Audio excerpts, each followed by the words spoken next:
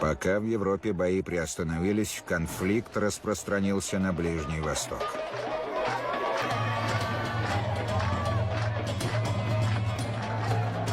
«23 ноября 2014 года в Иерусалиме, тогда находившемся в составе Османской империи, которая поддержала Германию, муэдзины призвали к священной войне для сплочения мусульман, воюющих против французов, британцев и русских. Османская империя занимала стратегическое положение. Ее столице Константинополе, ныне столице Турции, Стамбуле, собор Святой Софии был превращен в мечеть. Под управлением Константинополя был проход между Средиземным морем и Черным. Османская империя доходила до Персидского залива и угрожала Суэцкому каналу, который был важной водной артерией для британцев и служил основным путем поставки припасов на Западный фронт. Султан Османской империи Мехмед V принял германского императора Вильгельма II. Вильгельм II был обеспокоен дипломатическими уловками британцев, которые пытались купить лояльность Турции. Немцы предложили более высокую цену.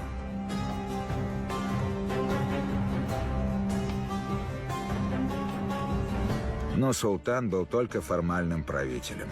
Реальная власть была сосредоточена под началом 33-летнего лидера националистической организации «Млада Турок» Энвера Паши.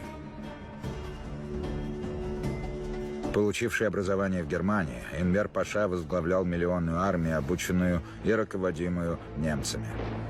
Немцы рассчитывали на них для облегчения своей борьбы против России.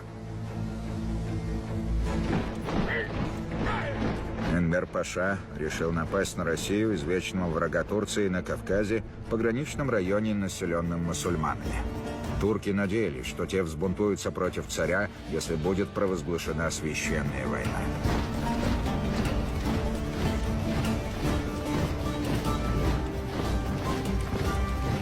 Грозные воины турки уже воевали с русскими, которые контролировали перевалы и направили свои войска в горы, чтобы отбить врага к горным вершинам.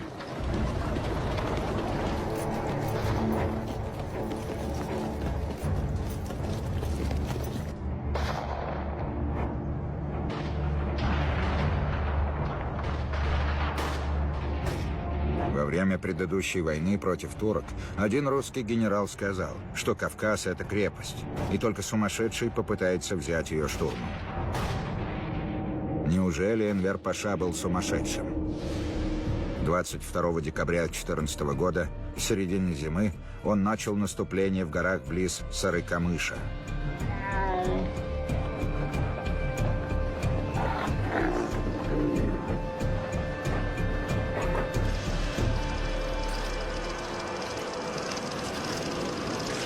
Сражение было проиграно.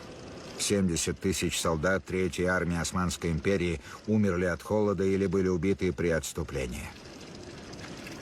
Ни один мусульманин в России или ее союзниках не встал на тропу священной войны.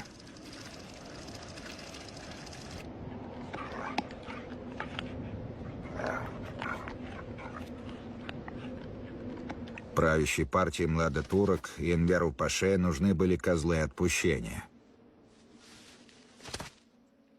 В их качестве была выбрана армянская христианская община Турции. Первыми жертвами стали интеллектуалы и местные лидеры.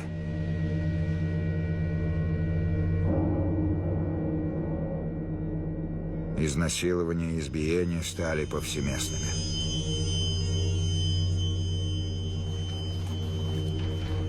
Пережившие массовые убийства армян вели через сотни километров лагеря в сирийской пустыне. Большинство измученных, избитых и лишенных пищи с водой умерло по пути.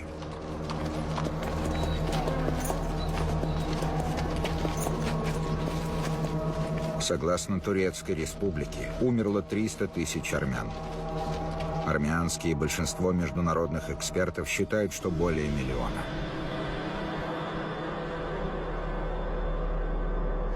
Эти темные страницы истории разделили армян и турок по всему миру на последовавшие десятилетия.